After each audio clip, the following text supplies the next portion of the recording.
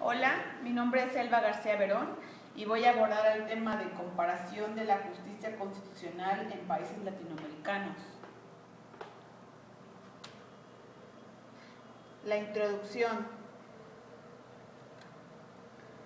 Comparar instituciones constitucionales significa poner de relieve las aproximaciones y las diferencias que existen entre ellas, tanto en el nivel normativo como en el jurisprudencial, y en el de las prácticas, usos y costumbres políticas, con la finalidad primordial de examinar cuáles de ellas pueden auxiliar a fortalecer un sistema constitucional específico, teniendo en cuenta la evolución jurídico-política y la realidad del país. Dicha comparación se puede realizar entre una, varias o la totalidad de las instituciones constitucionales de un Estado, con aquella o aquellas de otro u otros estados, o por grupos de países, ya sea que guarden o no algunas afinidades entre sí. El método comparativo puede hacer énfasis en los aspectos normativos, en la historia de las instituciones, en su desarrollo, en los resultados obtenidos por esas instituciones al aplicarse en la realidad. Existen diferencias entre el derecho constitucional comparado latinoamericano y el derecho constitucional latinoamericano. El primero implica el conocimiento del universo constitucional de los diversos países de la región, sus aproximaciones y sus diferencias, con la finalidad primordial de que dicho estudio sea útil al perfeccionamiento de los sistemas constitucional democráticos de los estados del área. El segundo, principalmente comprende las instituciones, organismos y órganos y asociaciones supranacionales que los países han creado a través de tratados, convenios y acuerdos internacionales, y que se obligan a respetar una gran porción del derecho comunitario con instituciones propias. Los estudios comparativos se realizan con el único objeto de conocer mejor las instituciones para que puedan ser comprendidas de una manera adecuada.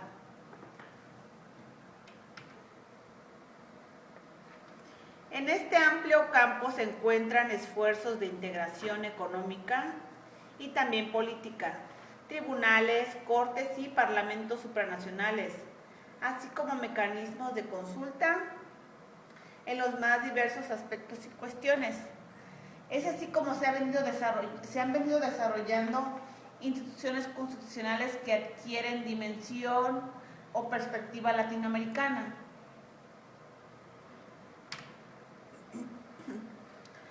Derecho comparado. Se caracteriza en su aplicación por reitero y útil. Presenta grandes y graves dificultades, mientras que en el derecho constitucional comparado latinoamericano se aplica en países integrantes con constituciones nuevas y provoca cambios en muchos estados, y la información no es fácil de obtenerla. Desde luego que para los estudios adecuados de derecho constitucional comparado no basta con el conocimiento de la norma, es necesario abarcar la costumbre y la jurisprudencia constitucionales.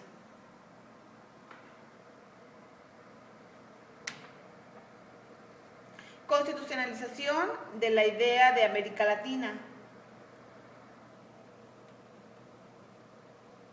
La idea de América Latina adquiere rango jurídico al máximo nivel al ser incorporada en muchas de las constituciones de la región.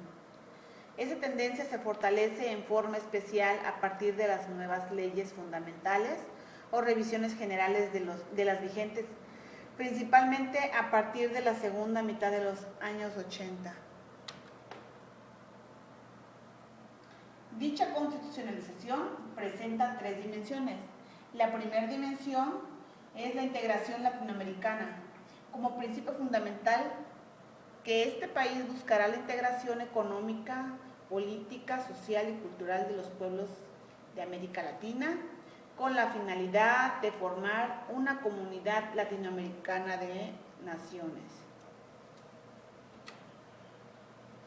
La segunda dimensión es la disminución de requisitos para la nacionalización. Esta implica consecuencias en las mismas en lo referente a la institución de la nacionalidad por naturalización o adopción para los latinoamericanos, a veces también para los españoles. Los requisitos son menores que los exigidos para otras nacionalidades, especialmente en lo referente al plazo de residencia o a que adquieran esa nacionalidad sin perder la suya, cuando existen convenios con tal naturaleza. La tercera dimensión es la idea centroamericana. La Capitanía General de Guatemala abarcaba los países latinos actuales de Centroamérica, salvo Panamá, que formaba parte del Virreinato de Nueva Granada. Dicha capitanía se independizó de España el mismo día que México se adhirió al Imperio de Iturbide, que duró solo 10 meses. Después de la caída de este, se proclamó la Federación de Centroamérica en 1824, misma que se disolvió en 1838, formándose 5 pequeñas repúblicas independientes. Ahora pasamos a los orígenes y desarrollo del derecho constitucional comparado latinoamericano. En estas existen finalidades respecto al derecho constitucional, la satisfacción de exigencias de orden cultural que ayudan a comprender con mayor precisión los lineamientos dogmáticos de la teoría general del derecho, lo cual resulta provechoso incluso a políticos, administradores públicos y conocedores de otras disciplinas sociales. La segunda finalidad, la mejor interpretación y valoración de las instituciones jurídicas nacionales. La tercera finalidad, una política legislativa más adecuada, ya que ese conocimiento auxilia a la mejor elaboración técnica de las normas y se aprovecha la experiencia concreta de la aplicación de aquellas. Lo mismo puede afirmarse respecto a las resoluciones judiciales. Y por último, la tendencia a la unificación o aproximación legislativas, que en los últimos años se ha fortalecido en virtud de que numerosos estados se agrupan en regiones, como es el caso de la Unión Europea.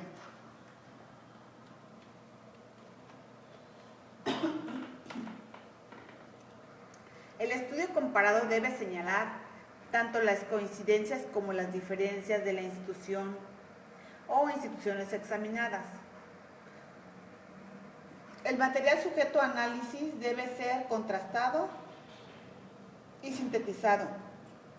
Del mismo surge la valoración crítica que contiene el juicio comparativo, el cual además del método comparado se auxilia de otros, tales como el cuantitativo y el estadístico, el histórico y el estudio de casos emblemáticos. La Iglesia Católica constituyó un gran poder fáctico en todos los países de América Latina durante el siglo XIX. Fue realmente un Estado dentro de un Estado, la Iglesia.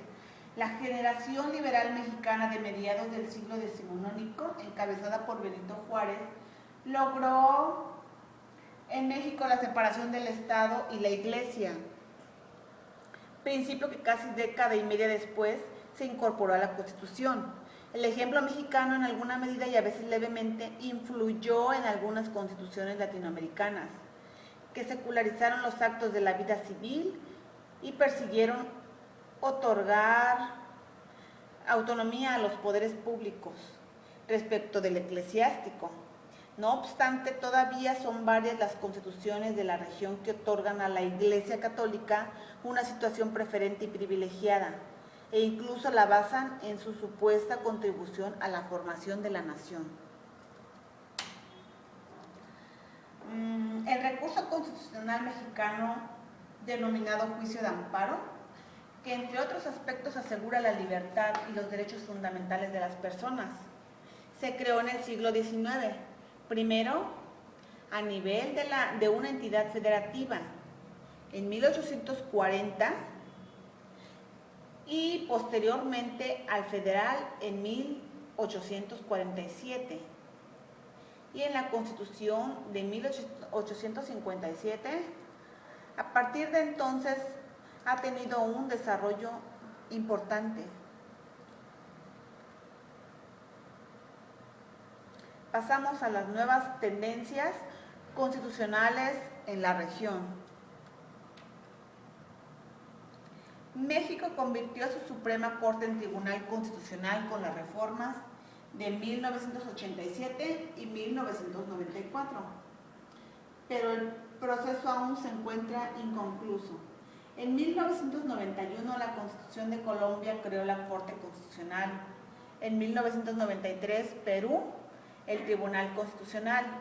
En 1994 Bolivia también estableció un órgano con idéntica denominación.